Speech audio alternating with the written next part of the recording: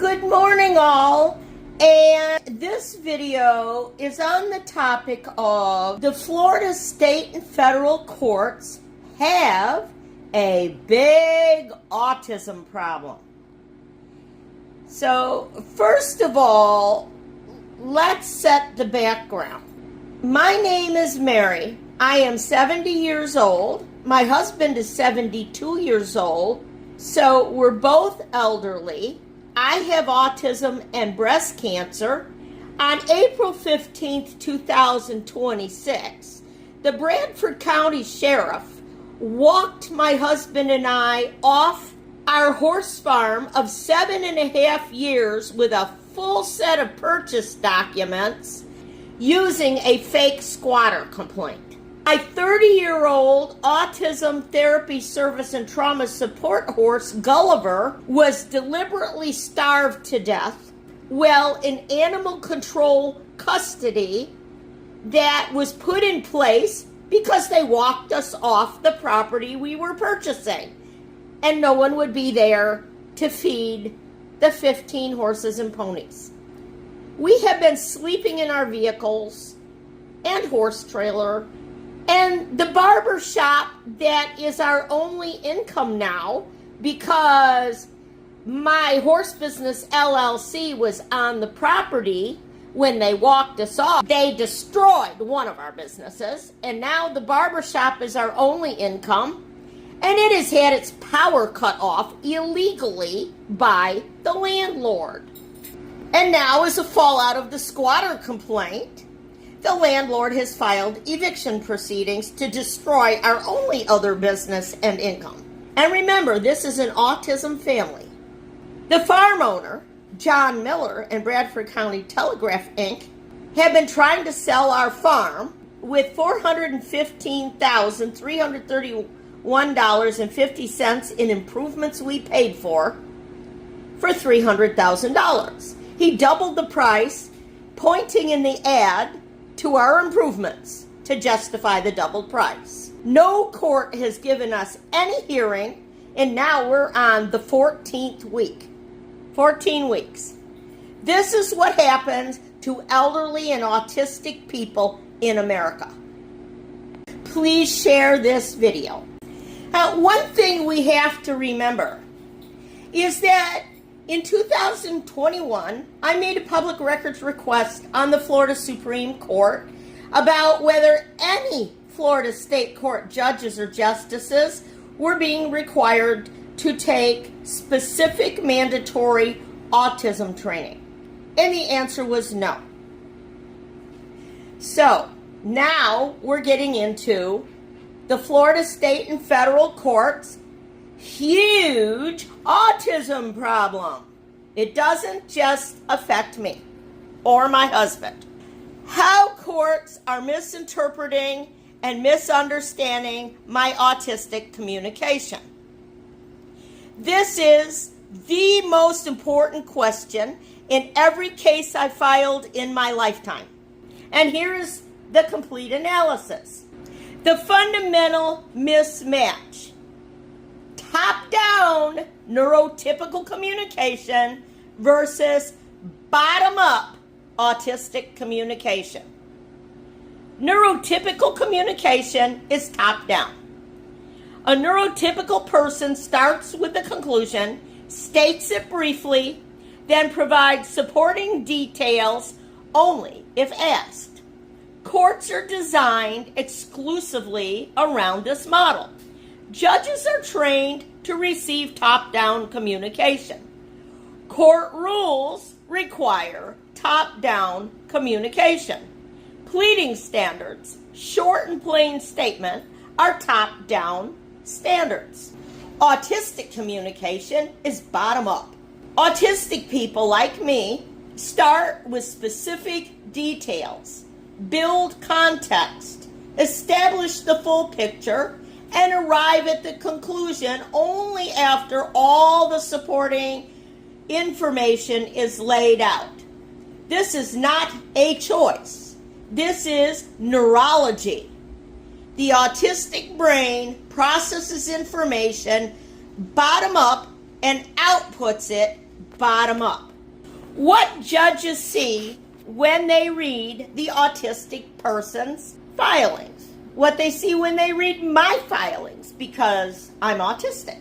I have an autism diagnosis. A neurotypical judge reading bottom-up autistic communication sees excessive detail before getting to the point, apparently unconnected facts, legal arguments embedded in factual sections, length that seems disproportionate to the relief sought, repetition which is actually autistic thoroughness, not redundancy. What the judge misses. The judge stops reading before reaching the autistic person's conclusions. The legal merit, which comes at the end of bottom-up processing, never gets evaluated. The judge has already formed a negative impression from the format before ever reaching the substance. Demeanor rules and autistic presentation. Courts evaluate credibility partly through demeanor, how a person presents themselves in court. Demeanor rules are entirely built on neurotypical behavioral norms. What neurotypical demeanor looks like to a judge? Direct eye contact, measured emotional responses, calm linear narrative, deference to authority, brief answers to questions, conventional body language. What autistic demeanor looks like to the same judge? Eye contact. Autistic persons often avoid direct eye contact, not from evasiveness or dishonesty, but from neurological sensory processing differences. A judge trained to read eye contact as a credibility indicator interprets autistic eye contact avoidance as dishonesty or lack of confidence. Emotional response. Autistic persons experience emotions differently, often with more intensity, and may show emotional responses that appear disproportionate to neurotypical observers. When the autistic person responds to a court ruling with visible distress, because we always lose and we always face a miscarriage of justice big time across multiple cases, because the courts have an autism problem. When you respond to a court ruling with visible distress, a judge interprets this as instability or irrationality, not as the genuine neurological response that it is. Autistic meltdowns. When courts pile procedural barriers on an autistic person, the result can be an autistic meltdown, which is a neurological stress response, not a behavioral choice. The squatter execution body camera footage in my prior video showing my autistic stress response would be interpreted by a neurotypical judge as confirming the vexatious label, rather than as evidence of autism that should have been accommodated. Direct literal language. Autistic people communicate literally and directly. When I said Gulliver was murdered, I meant it literally and legally. Deliberate killing through deliberate starvation by the sheriff and caused by John Miller and Bradford County Telegraph Inc. squatter complaint, which was perjurious. A neurotypical judge hears hyperbole, dramatic overstatement, and discounts the autistic person's credibility. When I say the sheriff did not care, Sergeant Ward said it literally, but a judge hears emotional exaggeration. Persistence. Autistic people do not naturally pick up on the social cues that tell neurotypical people when to stop pursuing something. Autistic people continue pursuing legal remedies because the injustice is real and documented and at the hands of the court systems in Florida, having no specific autism educational training mandatory requirement for every single Florida bar member and Florida judge. And the autistic person continues to pursue these legal remedies because the injustice is real and documented, not because they are vexatious. A neurotypical judge interprets persistence as bad faith. Legal training and neurotypical bias. Every judge in Florida completed undergraduate education, neurotypical communication environment. Law school, neurotypical communication environment. Bar exam, neurotypical communication environment. Judicial training, neurotypical communication environment. Not 1 hour of that training included autism communication education. Not one. Not one Florida bar CLE requirement includes mandatory autism awareness.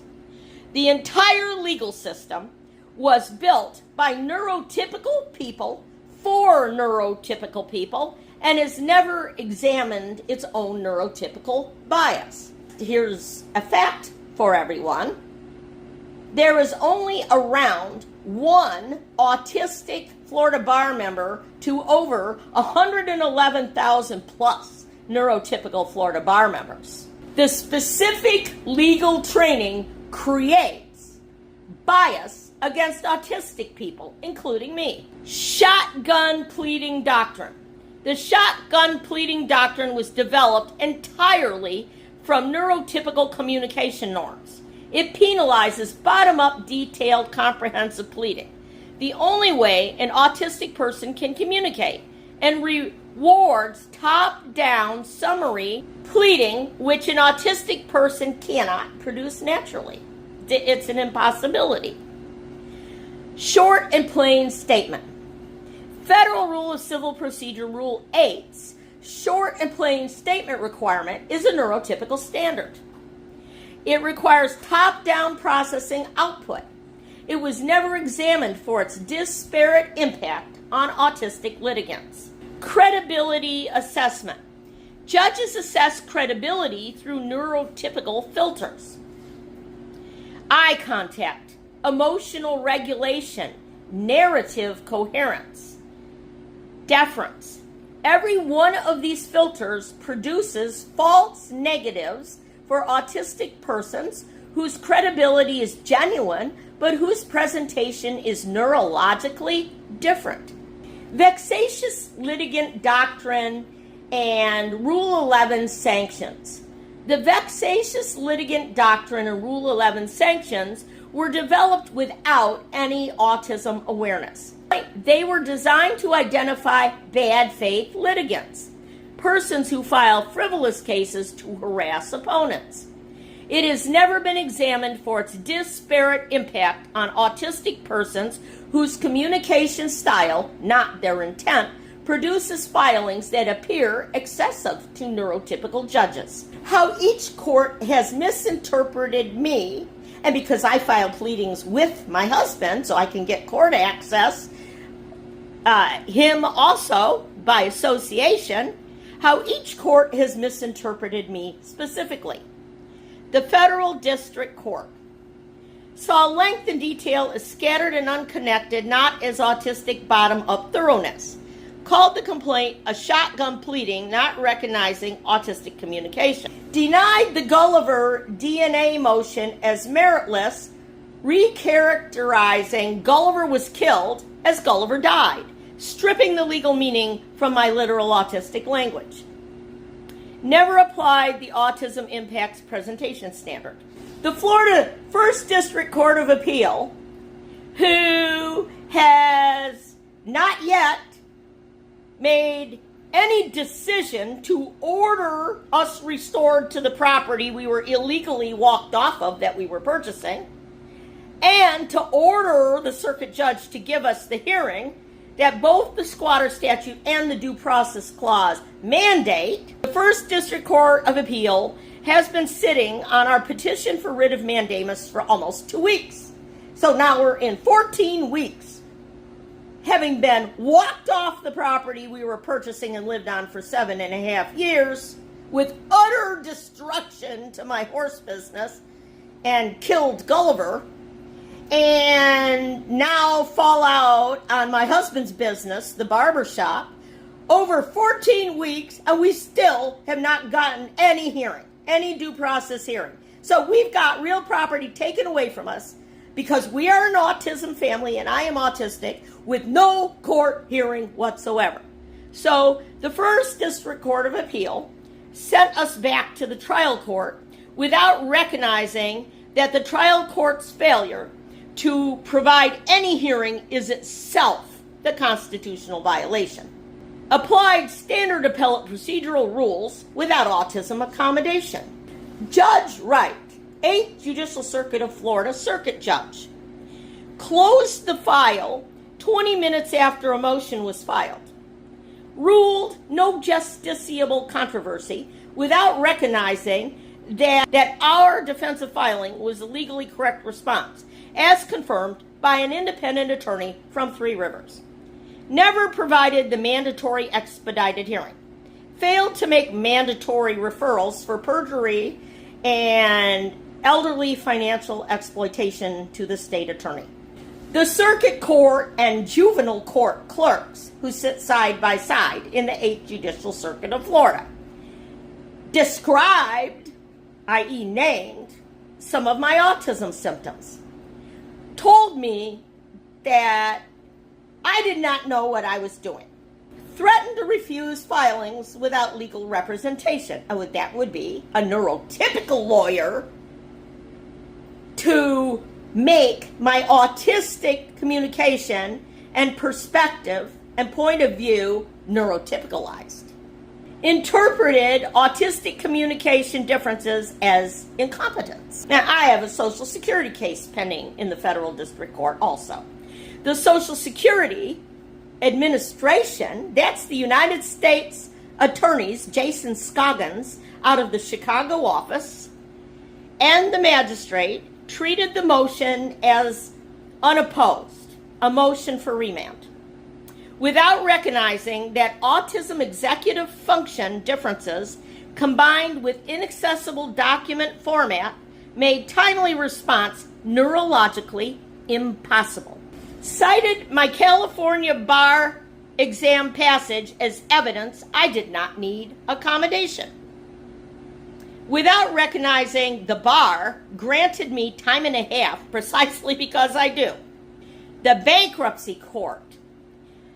This is Honorable Jason Burgess, sitting in Jacksonville. Misinterpreted my oral autistic communication during hearings in both our Chapter 12 and our Chapter 11, Subchapter 5 case. Denied video hearing to me while granting it to John Miller and Bradford County Telegraph Inc.'s lawyer, Charles Daniel Sykes. I was undergoing breast cancer treatment. He was undergoing cancer treatment. I'm a woman. He's a man. I didn't get it. He got it. Forcing me into in-person oral communication under conditions that worsen autistic communication. The sheriff executed a void process against an autistic person without any autism accommodation. Sergeant Ward interpreted my autistic stress response during the execution as confirmation of wrongdoing, not as a neurological response requiring accommodation. The body camera footage of my autistic meltdown during the squatter execution, which should be evidence of ADA violation by the sheriff, will be interpreted by a neurotypical judge as confirming instability, or autism is broken and you're bad, which is a constant theme if any of them had any specific autism training. Thousands of videos all over the internet about what a late autism diagnosis means and how it erases those misinterpretations. What courts specifically misread as bad faith? My autistic detail and length. Courts read as frivolous padding, disorganization, and bad faith. What actually is autistic bottom-up thoroughness, neurological necessity, not choice. Our persistence across multiple forums. Courts read as harassment, vexatiousness, bad faith, when it actually is the autistic literal belief that injustice documented by evidence will eventually be recognized, combined with the inability to read social cues suggesting when to stop. And in addition to this, it's significant that an immutable autistic trait is a strong sense of justice. So these frivolous, vexatious, harassment, misunderstandings, and misinterpretations are actually directly attacking a core immutable autistic disability trait. Autistic emotional responses. Courts read as instability, unreliability, and exaggeration, when it actually is autistic neurological response to genuine injustice, not performative or manipulative. My autistic literal language. Courts read as hyperbole, overstatement, or lack of credibility, when it actually is precise literal description. Murdered means deliberately killed Gulliver. Cannot means neurologically impossible, not rhetorical. My comprehensive claim. Courts read as shotgun pleading, inability to identify real claims, bad faith, when it actually is autistic comprehensive identification of every applicable legal theory, thoroughness, not confusion. Our filing of an answer to the squatter complaint. Circuit Court read as suing ourselves. No jurisdiction, no justiciable controversy, when it actually was the correct legal response confirmed independently by a practicing Florida attorney at Three Rivers. It doesn't matter how I structure a court paper. I have tried leading with conclusions, i.e., autistic masking of neurotypical traits to try to fit in. I have tried shorter filings. I have tried every neurotypical format, and the courts still treat me the same way. And here is why, according to Anthropic, the honest answer. The Florida state and federal court's huge autism problem is not fixable through better formatting alone. The problem is structural. Courts have no specific autism educational training. No formatting change I can make will overcome a judge who has never been taught that autism exists in legal communication.